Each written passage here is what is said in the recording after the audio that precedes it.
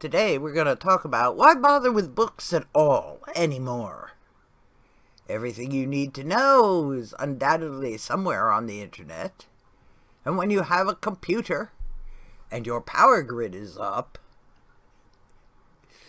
surely you can find everything you might need to know.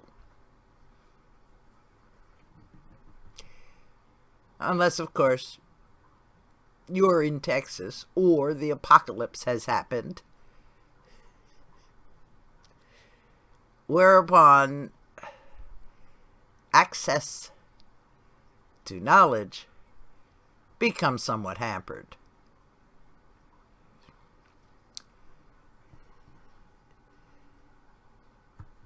But why do bother with books as physical objects in and of themselves? I mean, there's libraries everywhere, you can digitize them, and so on and so forth. So do you actually need the great many that you see behind me? Well, yes. Because what I've been doing for the past 2 weeks is reading, rereading, writing, rewriting books. I mean, I'm retired.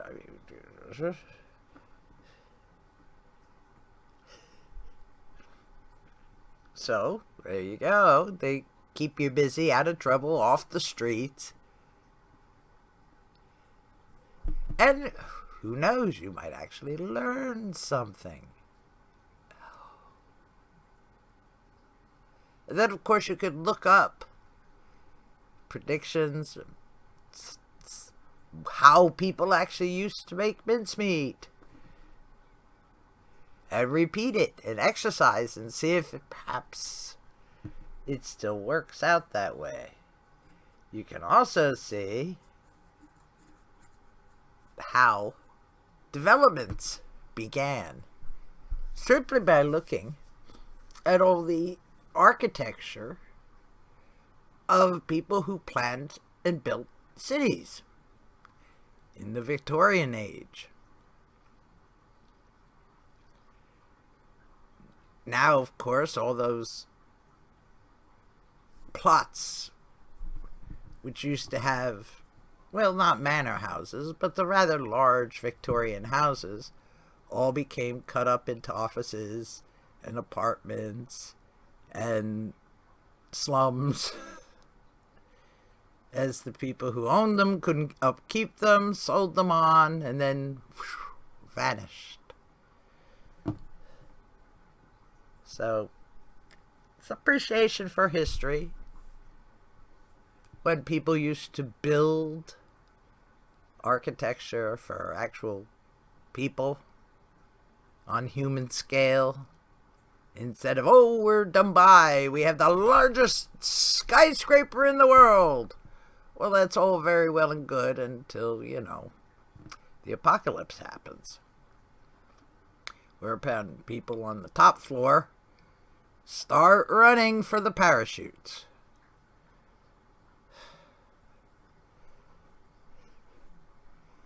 Yep. And we built them all for cars. Except now we need to switch our cars to solar or electricity is generated by something or other than coal-fired power plants. Because that's just moving the filth further away. I mean, we changed from horses and carriages, and then to cars, because horses don't need cleaning up after, right? Cars don't need constant feeding. Yeah, metaphorically maybe. Petroleum products. But why do that? Why do anything? Because we want to. Now I've been watching people complaining about, oh, the house sizes are getting absurd. Well, that depends on what you want to do in those houses. How much money you got? How much land do you have? Do you like your neighbors or not? How big is your family? I mean, if you're, 5'6" as a husband and 5'2" as a wife, how much headroom do you actually need? Well, in my case, I have 3 family members well over 6 foot. How much headspace do we need? A lot. How much stuff have you got? Is it all bringing you joy? Yeah, I happen to like a library. That's why I live in one. And yes, I've read every single book in here. And I've reread quite a bit of them. I just finished reading the Dragonite series. I'm rereading again Emma Lathan books and Lockridge books and the Inez or Ines books. And I write books. In fact, every single woman who ran a household wrote a book. In it, she told you how to clean things, what medicines, and how to make them. There's things on sewing tips, tricks, the information that you need to cook this and that.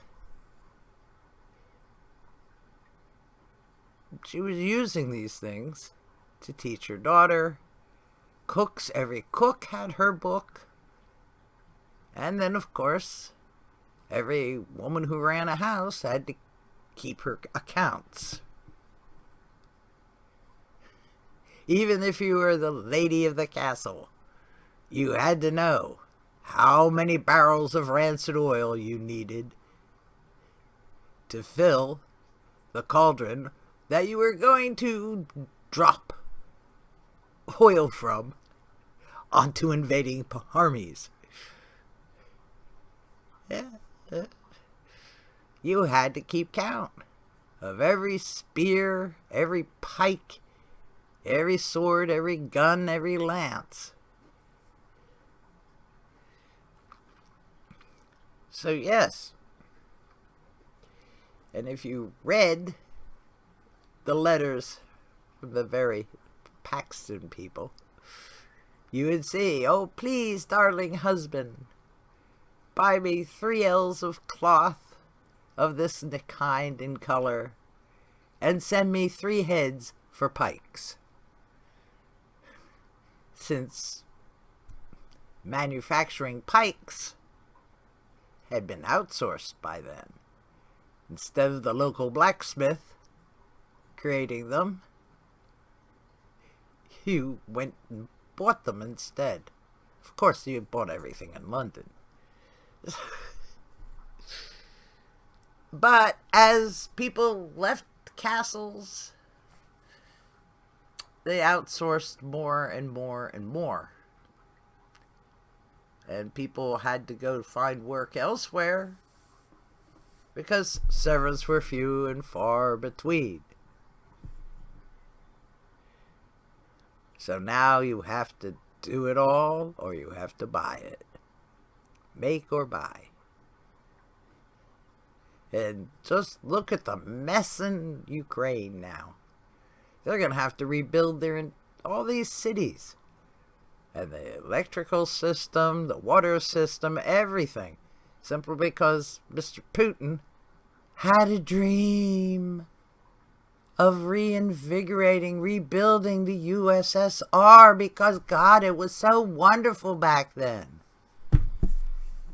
And yet, we have the Finland, and then we have that whole slice of nuclear things that the Russians keep rattling. And on the same peninsula of Russia, back toward the east, There are villages there so poor they don't have a supermarket. They don't have regular mail service. They can't afford cars. They can't afford much in the way of food or firewood to heat their houses. So you tell me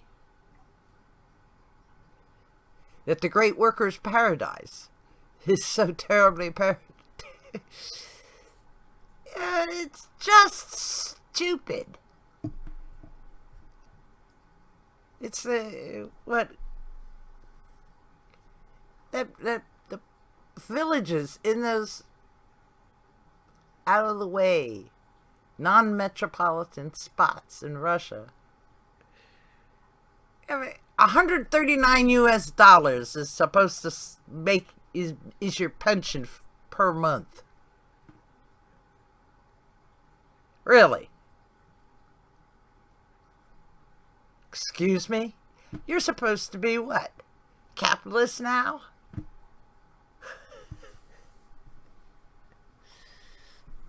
And yet people delivering the food to these places frequently go bankrupt.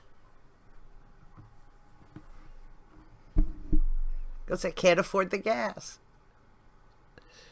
My word.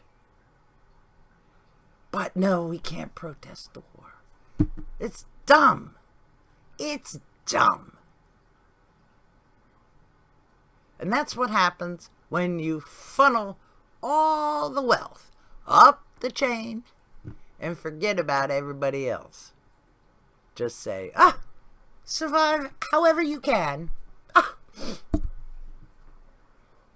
And it doesn't matter because they can't get to the hospital. Their doctor prescribes something. They can't afford the medicine. They can't get there to get the medicine. Some of the delivery services will deliver it, and then they still can't pay for it. Yeah, it's... People, don't forget where you came from. Jeez.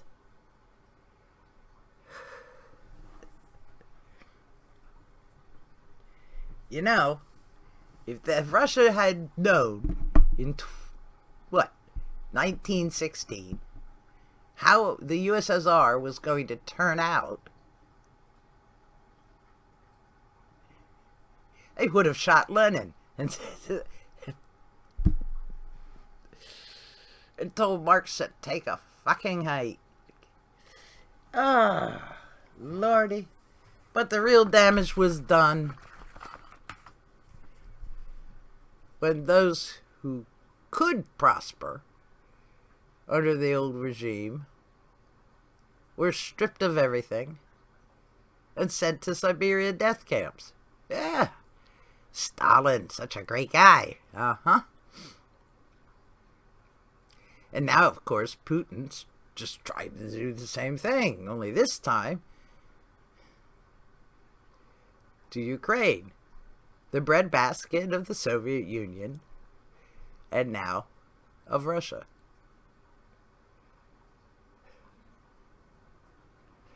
Yeah, nothing's better for farmland than getting blown to hell and gone. With phosphorus bombs and so on. Ye gods. But for Ukraine, it is the apocalypse. So, how does one build the modern sewage system?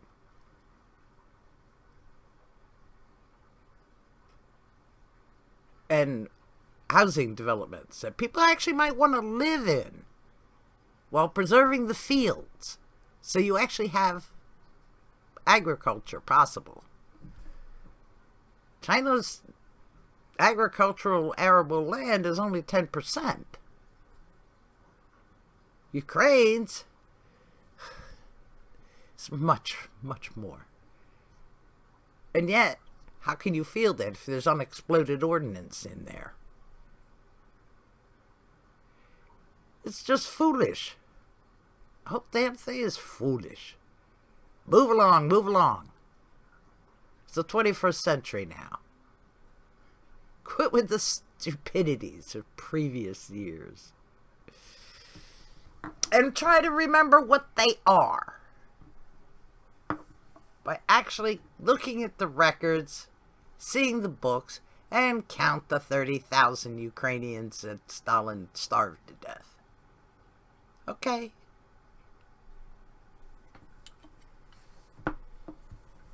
And would you have even known about that if the Ukrainians hadn't ferreted it out, the information, put it together, and published it? No, you'd be there thinking, oh, Stalin was great. Stalin, ooh, rah. Hardly.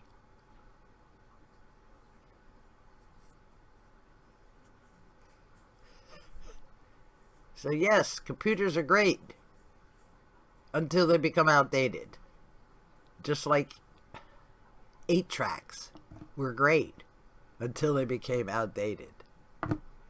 CD-ROMs will become outdated because now we have streaming services. Ooh, gotta be up to date on our streaming services. Don't own music, rent it. By the year, by the hour, by the kilobyte.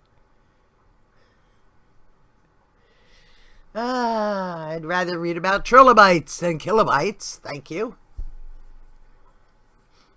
But that's just me being old. So y'all be very happy. Be up to the minute. I'll still wish I had a castle. Plenty of room for everything. The cars go here. The fountain goes there. I can have my own electrical power station. This tower is going to generate electricity by the wind. Just imagine all that roof for my solar panels. Great. And running water, because I'll dig a moat, build a moat so I can generate electricity from hydropower. Why not? Falling water. Works great. Grind my own grain? I don't think so. But generate my own power? Oh yeah.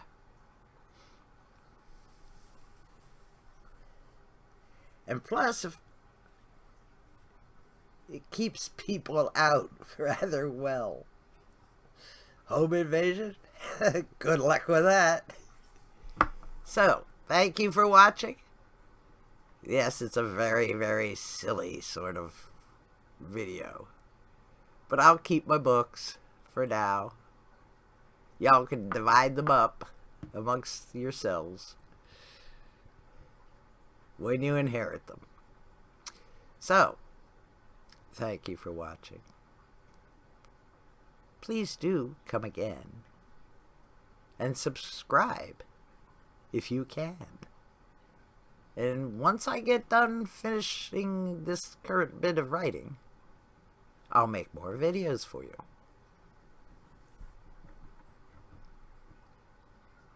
Bye now.